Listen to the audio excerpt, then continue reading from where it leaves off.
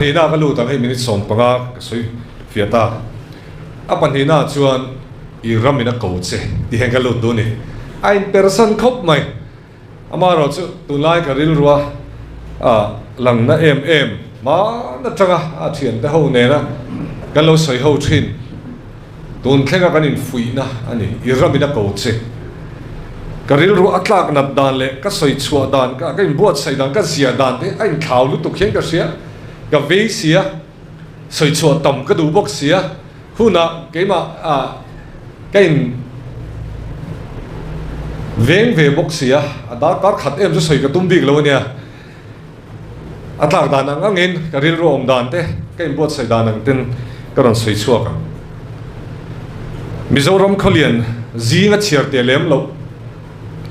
ai long khu ai hiền lang val pakhat oma lal fapa ni lawa hausa tak pon ni lem lawa ni na emo hay tun lai anga azirna ang BAMA hanti tu po nei chuang lo wa abanga tar tu le khapoi mo po nei bi chuang lo ma se aram heram voina nang le ke kan din na tlang ngai mai hi a him lo ti thu lo siat khan midang ko wang hak lo wa midang so mang hak lo wa ano pan na en lo wa ading chuaka aram chan chuak turin chan him turin anun na chan huamin tlan suak na le chut langwal chu kan thiat vek ania khuang chera ania kan RAMIN pasal tha ani Ropui berte zing ami chang sila an ayat sak sipai an ai ral thuam nei tha nei hlom zok keng tu te an mat sona chuta chuan tuna lungmuang taka kan om mek na le lung hum halin chu pasal tha chuan heram tan hian anu na hlan ani voina hian helai ka ron din chho chan chu in thu thiam main ka ring in lam thlengin nakin thlenga kan hon theinan I RAMIN a ko che ti voina hian nat taka ngun taka ron sei ka tumani khuang che ra khan a RAMIN a ko na o sia anun nai na chang ani kumza le somthum paruk aliam nu hian churam bok chuan ko na siam le meka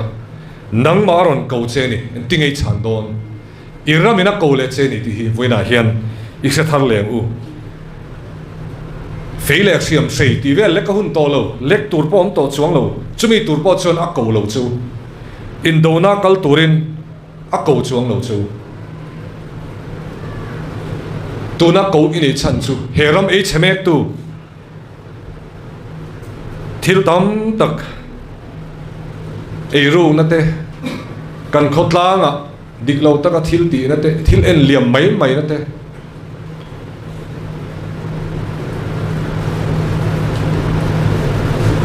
duap na te atak kheng le thei lo thilin te se tak taka thil soi chia ma tanga pen chuak tu te han ko kan ni min e che tu hi tam tak soi tu ra tam lu tu kan khotlang nun thleng hian aniam o ti te mi mala ngai dan soi zut zut thian zo soi zut zut a ho ngai dan dang ni le te ten min HM ti te kan ngai tu ngai chumi tang chuan kan din chu ngai pasol da thar din chuak turina ko chewa sheom poisa lo le har san na po to ngam turin ko in ni mi ten an nui zat hial khopat suang tuana Ropui nei turte an nui to mak khenga tai mata ka chu thil chu ataka thlen tir tur tein a ko chu ni ril ruwa cheng reng ti chak em theilo ni in hriat thlap kha ruwa ma tanga pen chuak tur khan ko ini ahim ching na tang chawa du soi thin kha bidang te ni chung chang an soi theilo na hmuna tanga lo pen chuak tu le soi chiat po lau lova iram ta na pen chuak tu ra ko ini ahim china tang jan soi ola lom ataka pen chuak tu ra ko ini ti hi ka soi entiga nge contract na ka tho ve adang entiga nge ka mu leang a kan party sarkar ve huna eng na nge ka tho ve theyang ti te mo ka fa te hian anh tin nghe hắn mù về thiang cho mình minister cho nên tiếng nghe gì sắc nga avan này thiang tiếng ngút anh ngày tuần nó xem in ông năm muốn trăng khan ram về turin pen chuộc turin cầu châu này thì cả sấy tol đồ này im mang ngày năm masa cùng tắm ta cái lâu vào vài bụi to hay là muốn mình cái này phải càng hay upa bụi cái này ramin về thì cái gì à ngôn ta kiến in lâu ngày to train so con nó top train thế bốc cái này lâu này tu thế cái này à sum dong ấy giống chỉ sang sang à mà là tu cái này rồi ta cái lâu về to train heram hiền ma son sẽ hết hiền tí sẽ là ít tí nó thìn luôn à im mang ngày masa kha mang ngày lệ turin tu na hiền cầu ini ram kan về nó lệ kan tí tur cầu kan này nó chân ắt xin thế kan thấy nó bôi năng lâu mấy thì lệ khắp bộ giặc tu ra cầu ini chân ram về nó nè kan giặc mấy sum dong tu ra cầu ini chân sum dong nó kha ram về nó nè khan tí mấy rồi bên chuộc rồi hoài sen rồi soi chuộc ngay ông này chân soi chuộc mấy rồi article khai giặc cha này chân giặc rồi chúng mình tur chân tuôn hơn này cầu này thì cái soi đuôi này ramin rail bol này đăng lâm na xiêm thầy tur in ngay này chân politics sản lụt mấy rồi hay là muốn nào ông thế chứ politician với cái này cần hôn sen mang tu tì lâu chứ cái thóm lâu ngay khát tu hay là social media chuộc lên à lâu ngay khát tu thế khá ram về tur cầu này in xe này chân pen chuộc mấy rồi tu nai na sale zuala heram lo lo zel tu te tan ram chen fa ko siam turin iom huna tang ding chuak tura pen chuak tura ko ini ti hi ke hian tling lo tak chungin karon puang chuak kani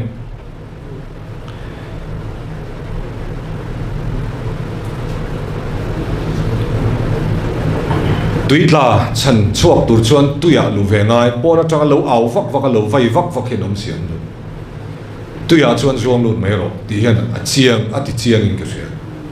po da tanga lo vai vak in ti se tak tak a taka lu ngam lo lam taka tanga ron chai de ho kha in chan chuak tak du ni chuan ron pen lu tro midik mi tha angai na sia kan mamo politics sa ZPM party kher ka ti lo politics sa ka ti politics sa hian ram siam than na ni zuang lu tangu i huai sen nga mangu soi sel dei lau lu tuk lawangu kan diga kan tha ni chan soi sel ani pon kan kal mop zelanga thu dik choron ding chok zelang sarkar na kan chan ta nu hian heram e chetu ina siam thin tu kha i do chun zom don nge bidang te kuta i da don na kan ne chon kan au chuak thin ZPM te kha kan beng cheng an tin lo ni bur che khon riang an ni te min ti kan beng cheng ania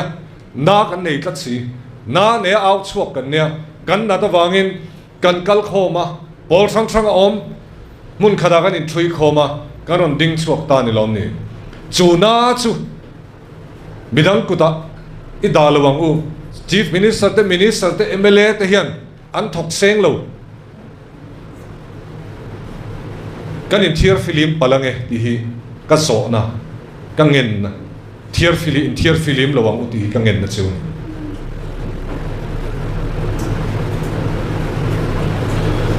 tha ti chak kan mamwa Ropui kan mamwa fui kan mamwa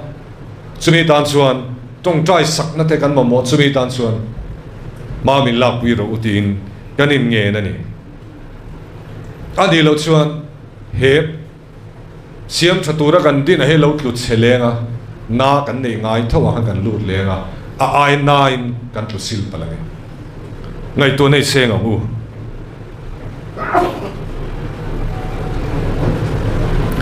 boy lai khan hun thim kan thlen lai khan tu na hian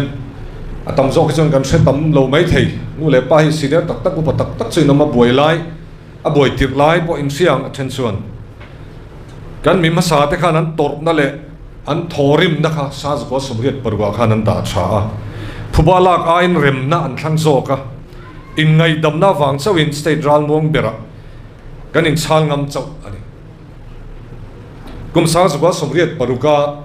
pi sakot remna thu thlong si ani khan pen tui mang chawa si ani lo an fapa te than thima zal tu in le lo chan tu ngai sak le diriam tok tu ma se ngai dam na thang jok tu te mit tui ne na si na nei chu wangin heram hi mit tui le thi sen tin ani kan ti hian ka sei sol loving ka sia ani na dik tak karon soi ni ipu thi sen kha heram leilu a hen alo far to thin ipi than tui kha heng huana te lowa te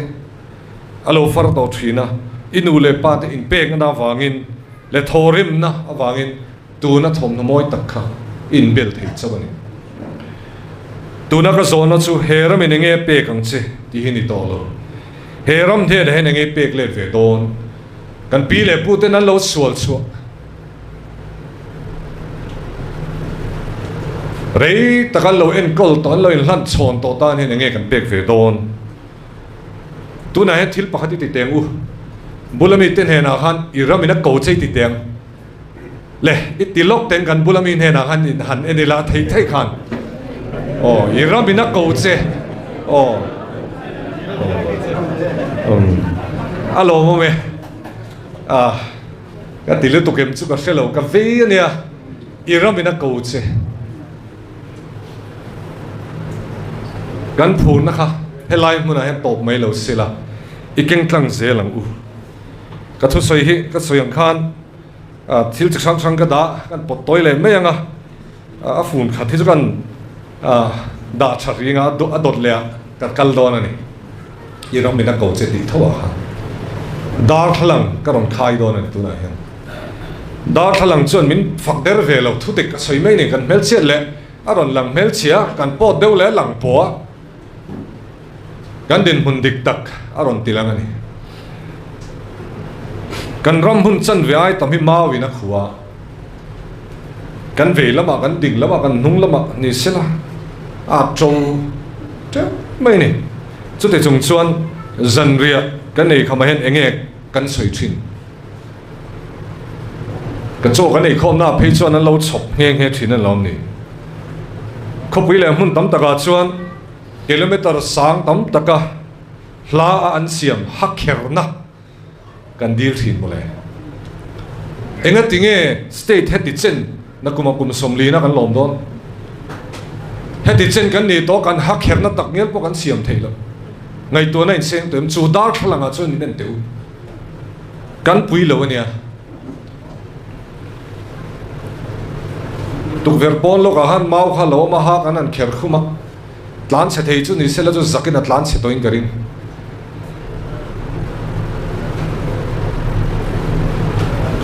kan nei tam em kan bulat cho tam em atanga an siam ha kan leilet le ni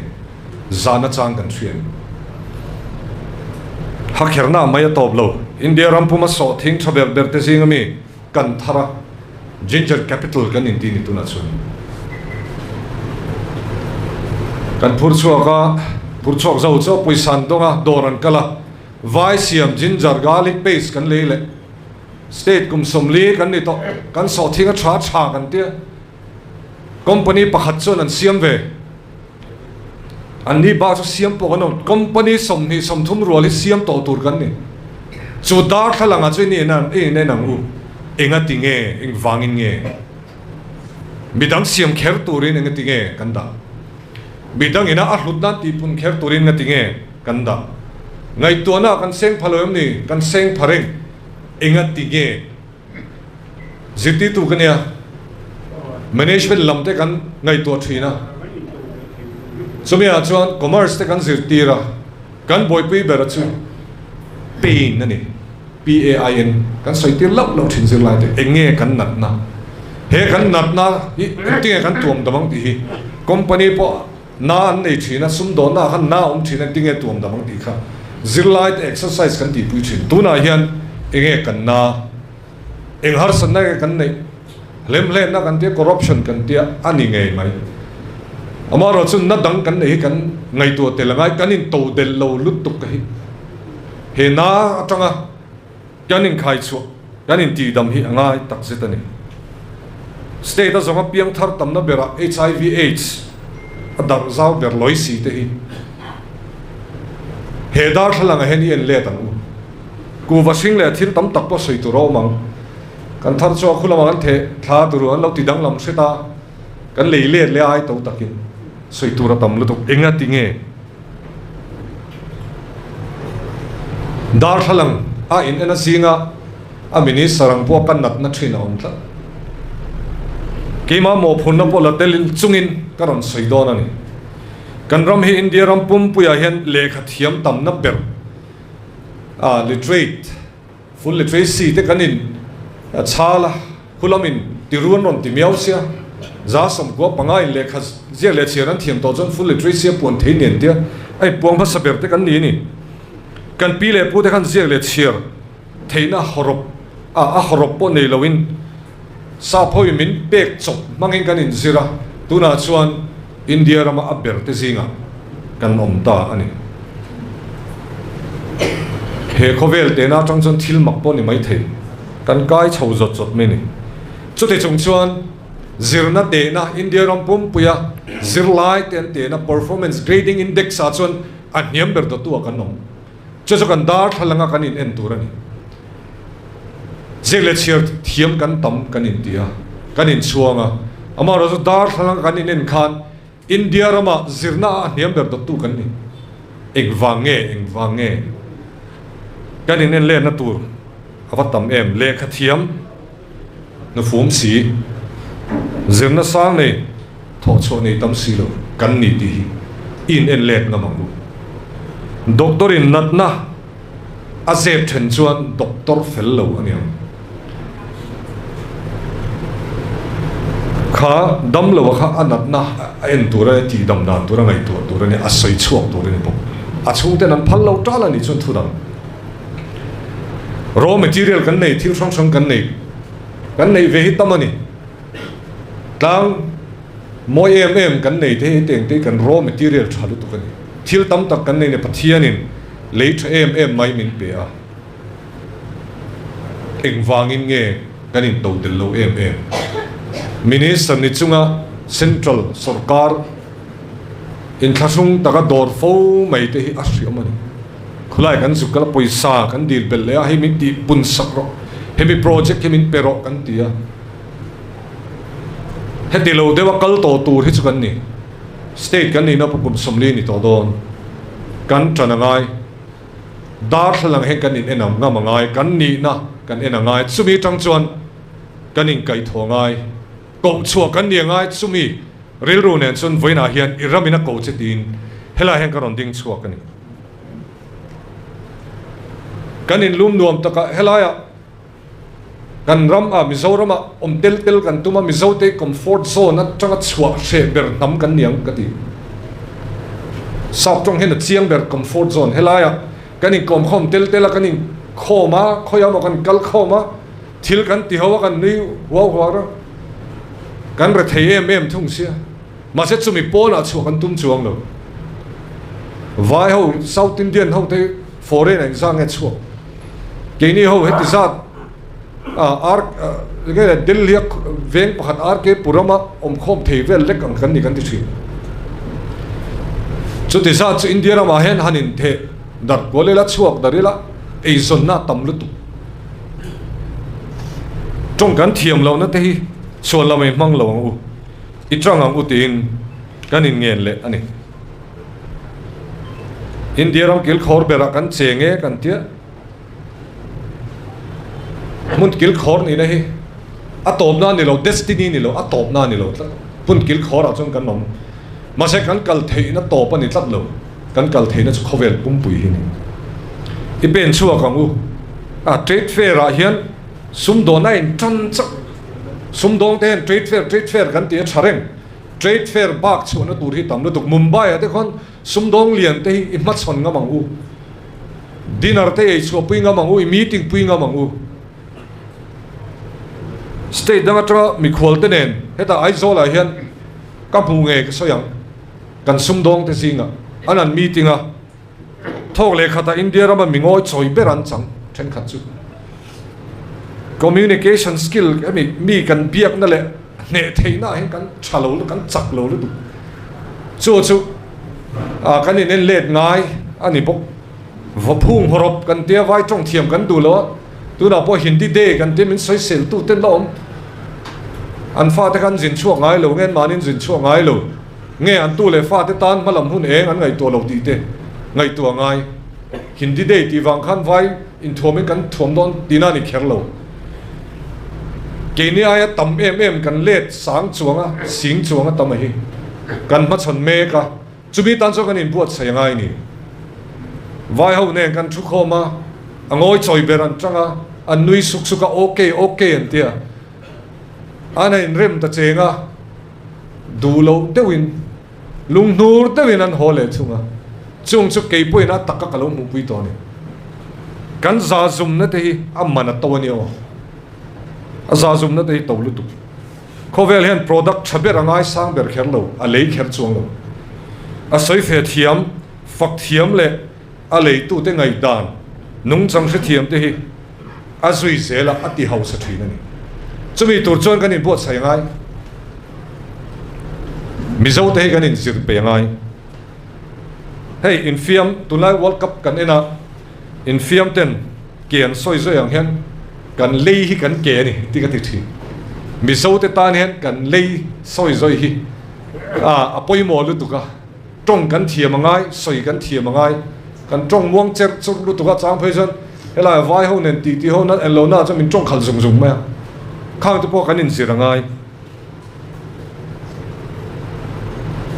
debating club ai thalai kan mani phei chon debating club ate i tel te ngu te ka ti thin in hial tamang u mizo phei chu social media kan in hial zut zuta asasia chon kan ngoi le tuk thin political platform ka tel venual to ma da tangin engemo thil soi ho na a panel ang chia te engemo ka tela politician ron kal ho hi anan thua thil kan an soi ho a data te engemo zo na te sap chung a soya ngai na chon kan ngoi le duk si tum khat phei chu sani somni pathum in than dong khan party pakhat ayo pheijon thil kha soi sol na sal tu kan ti that pui le de bon sap chung khan ani sia party ayo khan min tel tira kan soi du chu ka siam me ka tina ni lovin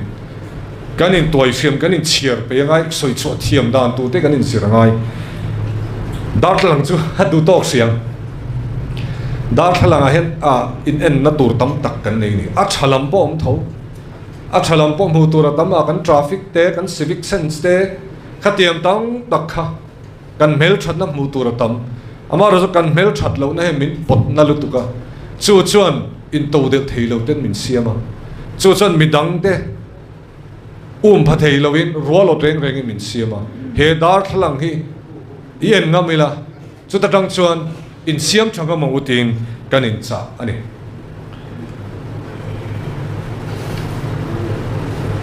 kanu le paten sang suwa somriat paruka remna om theina thil tam tak an tuar chuwa ka tunami te po tuna kanu le pa kan senior tam tak local te po hi in ni chumi ma po chuan a violent te om chowa voi tam tak oma chuda po chuan mi tam takin heram tan hian nun lan lo chan to sang suwa somruk le paruka independent swal ania kha thilawang po khan kan tholai tam takin heram tan hen nunna an chan ani chumin huwa chuan remna kanan nei ta ramral muang ram pani kar che mun poimo strategic taka kan ni le that em naram le khathiam tam naram churam chu in dom kang thei turang ngai ni enga tinge kan in dom kan thei lo enge kan har sat na tuna hen se pm chon sokka na kan an changta hen holding kan tia kun na thok tu te tan hei hi ne kan har sat na chu tin until thar chu atam taka chuna ni lo so thing te ayeng te marcha te mun phia te kan an leita kan ti chome keni po hen kan ti dik veke chu ka ti chuang lo ti thattur in zirtur kan langa tu kan ti zel don heta hian kan huai senerongai ai kal ti top te kha hoi sen ngai deuh mai nia ei pu du le pu sa paten sikula chon minan thre thiam te ula tin fiam thu ti tak dewin kan soi chu a thailo sazu hi khoya nge a mei hi bultran ti la a bulatanga tananga bultrain tan ro ziti tu ma hai se thiam tur ni lon te ho tu pani an hoi sena wanga ai kal ti top kan ni a tur ber tu chu kan ning ge sia amaro chu hoi sen na ne tu nen se pm aron ding chuaka ei ru na chung changa po gan chief minister he min fui na sani minister ho dei in ming chiat ve chuan soi turin om chuan in din mun hena tur don min tia a minister te han kut kan beng dar si ganin fui ton tri chief minister hoi sen in min kai suaya chief minister a minister te en ton thei tura pen nga min kai suaya minister te thei top kan suwa point ka sia kan mla te po hen thei top an swing ka sia party lam po hen thei top an on so tiang chuan kan kal ho me kan heram kan nu le pa te na kan pi le pu te na min lo pe ka hi min lo nu chia hi ani na tur dik taka soi kheng tur hian pathian chang na ring chunga kan tiangai kan thalai te kan nu le pa te iramina ko chuni huai sen ro pen chuak ro tin kanin ko ani toite ramdanga kan zil le lok teng ramdanga zin lokang toite South Korea izina South Korea hi Indo pui pani na zoa khan an tu chena sal tu kani chumi zoa chuan ana in chen sanga online do zui North Korea le South Korea in doa an cmm mai ni chumi atang chuan aron ding chuak le theya chuan khat ani generation anti chuan khat chau mangin aron in khai chuak le thini South Korean tu sop tak tak khachu mithiam te khan reilo te kum som chung in heram hit lu sopanga anin en kol theilawanga ram dangin anin kol ngai don an boi pi ngai don ani tin an lo zia kani amaro chu thil chu do ta chantir ania do ta chantir chu an thalai te le an ram soi tu ten ni an thalai te khan ina karen an nei lo wang khan anin dom kun lowa pona zana street light noya le khan zira engineer an on ni chawa mithiam i doctor te ram swai thei tu ram en kol thei tu mithiam an ren ti chawa an ram swai tu ten thalai ho ka o hi boi pui ru len te company ten din tira ti thei lo tura ngai infrastructure lian te an khoi tir popat kan ring cheu ne tia ram swai tu in thalai an rin na awangin South Korea chu tuna chuan long siam tu te electronics bung ro tam tak kan nei siam tu te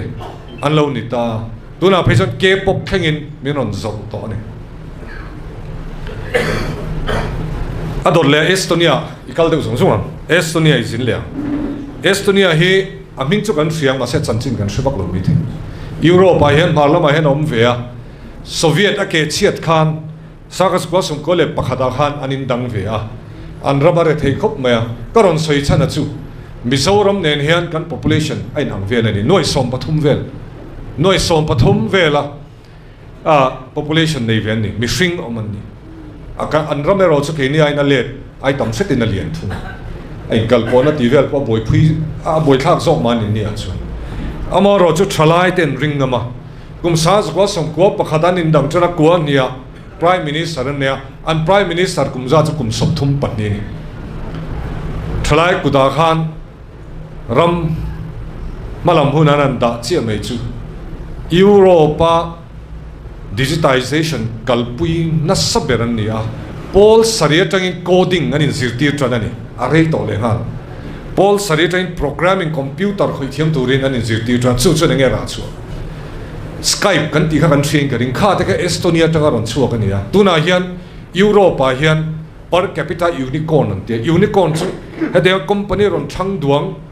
$1 billion nei thei khatiang ange nyang thang duang em mai a kha unicorn san tian aram anga a mishim oma changa tea nei tam beran ni chumi din thei tu chu thalai tele aram mi puite thalai te ringam tu aram mi puiten ni Estonia ang hi kan chanchina kan ziak ve theya Estonia hi kan ni ve the ni pathumna chon Ireland ka kaldon Ireland hi fiam thu thona nan mang thi Ireland ina tho thon chwa tamber chon thalai ten ti thi asan chun ramati turom lo na tho turom lo an chuak ngo US ati kon Irish min tam lu tu an tam na chan chu an ram chu asana ngaya har sana tam ta kan tok thina ni tuna ve thung chuan Dublin atang khwan an thalai ten Kovela company lian an en kol toni an har chuak a hetiang chuan ani love an tia zirna sum tam takan senga thiam na nen thiam na thar innovation an cholu ta chumi chuan industry an dina an thalai ten on hole tangwa ngwa lo chuak to ten an fa ten tir le ta chumi mang chuan an ram an din thar le a tuna hian nakina leng puya he kan thalai tam tak phaya mun danga chta chuna om man ti acha kan ram he nakina chuan in to de le chen fa ko ma kan siam huna chuan leng puya airport a kan lo to ka ngai ti don te helama na ka ron zong don helama na ka ron thok don ten la ti thei hun hi kheng sela ka ti khop mai rail kan neya sai rang ron khen to ten zol kan ti le to tuna chim to playing in alignment and siam mani apo kan enani nakina chuan rail hi kan ram ron kal tlang in om dona chu huna chuan engang inge kan lo mua don en tinge kan om don vai ho bung ro kal kong kan ni don nge an go down lo lua tir tu le an bung ro phur kwal tu nam kan ni don nge he rail hi ataka manga in khai din na mang tu nam kan ni don ti tu na chang he kan ngai tu ngai kan in pu cha ngai kan ram nge hi han khirila an soilare em bakat singa kha India ram ta na zale na swal tu khwang che ra te po ni tho chala en ni kum som hi la pathum chaw ni bakat singa kha helai kan thalai tam tak te nu le pa te petrol an dilam hun rol vela khana ni chun ram ta nan pen chuaka an nu na chan huamin an nu na chanin hoisen takin an lo be ya thalai te man tangkai an lo ni to thuina kan ho tu te pu hola purama pu do te ngei pokha remna to thong sia ni khan pu hola ko kumsomli pali purama kumsomli pu do phe so thum sari kati solo wing ka sia thalai kan tiang khan la ni chung huna chuan ram ta na man an lo ni dei to tuna ka thalai pui te kan thalai kan no pang le zual zok te hi he ka thu soi kal tlang hian ron hat thara ron pen chuak turing ka du ni nu le pa te chu kan ni na kan ni to kan thei angin kan thei kan pen chuak to hun le tha tam tak kan seng to thalai te ron pen chuak ka ram ta na ron ding chuak turin kan in cha ani ram kan ne ya zona chu thalai tumru tuar chel kan nem sarkar hoisen le rem sia ma thlir thui tak nei kan nem ti hin ta chung te ne na kan tran ho chuan ram nuam tak mi te na panan chak mi te na eizon na atana aron pan khomi kan nei nge yang chuwang tak chuan alom voina hian heta hian kalo kala sarkar na chang ngei par ti hroi tu te hena iramina koche ti karon sui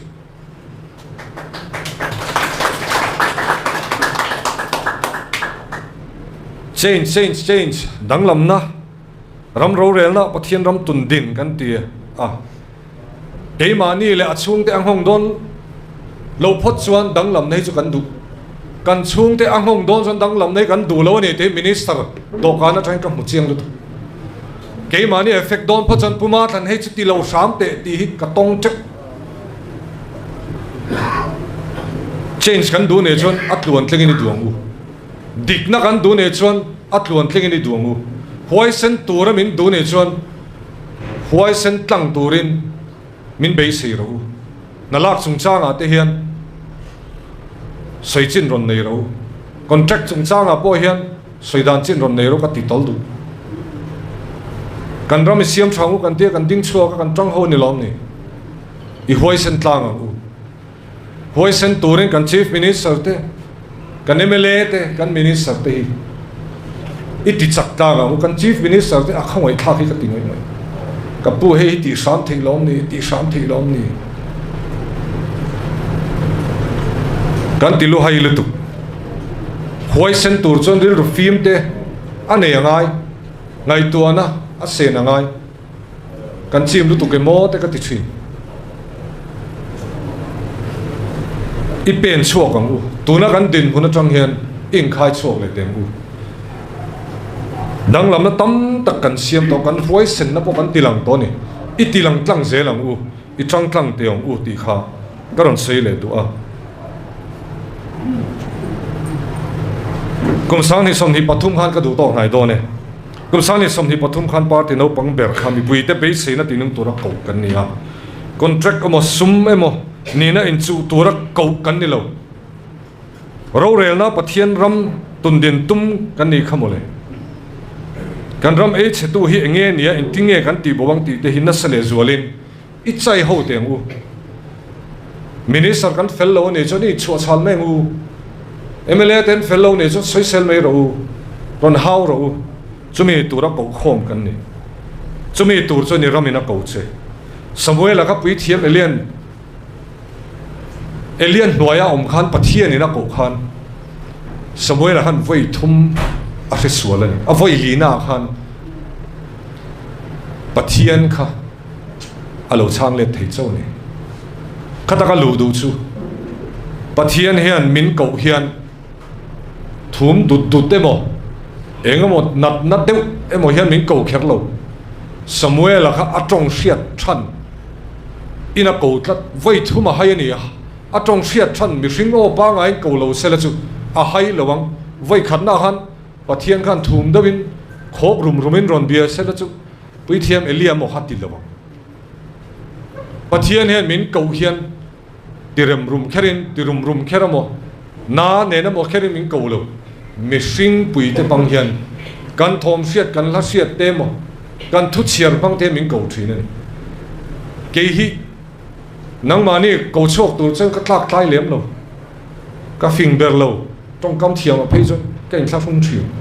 ama ro tu na hen ka ron din chho pi ro chu i ramina ko cheu ti hin pathian o po ka ti kher chuang lo ama ro chu ka tang ema ka ve ema ka ron au chho pui ve ni chu pathian noi lo ngai ni chu lo ngai ro pathian hen mi hring o ka hi amang thina ni ti kha ka ron ta lang ani social media kaltlanga ka thu soi lo ngai thatu o nang ma nge mai kha technology lama thiam na sang tak nei tu kha mi so lo nei tu so thing ai eng le thil dang an thar chuate kovel pum puya thot chuak thei tur khopa app siam sak turin a ko chuak chen ziti tu ni mek le nakina la ni tur kha thing tlang kil khora rampum tan sikul chhonom dinat taima taka thoka bihar sajok te malam mun eng siam sak turin a ko cheni rimoi lama thiam na le art lampang lemzia lam te poniang khatiang lama thiam na nei kha mizo kut chuak rimoi le i thiam thil kha khovel play li sa le khovel bangada pho chuak tura ko ini lo ne ei song le hemi lama malak tum me kha kan thlai le thei thar chuate khovel mo phur chuaka pho chuak thei tura ko ini kan zirlai te na kina sumdong engineer doctor officer ni tur te kha bidang tan mal som na khen tur le mizoram state dang te enton in to de le sen fa ko ma siam tura ko in rong bol pa tuna ka thu soi lo ngai thatu te social media lo ngai thatu te kha anula remake bo kan ni mai thei entik ne ne mo chuan tuna hian nula mani da sang lo tak po kan la ni mai thei helai muna hian ron dinga tuna ka thu soi ai fe amoya thuron soya ram soi tu ni tura ko wini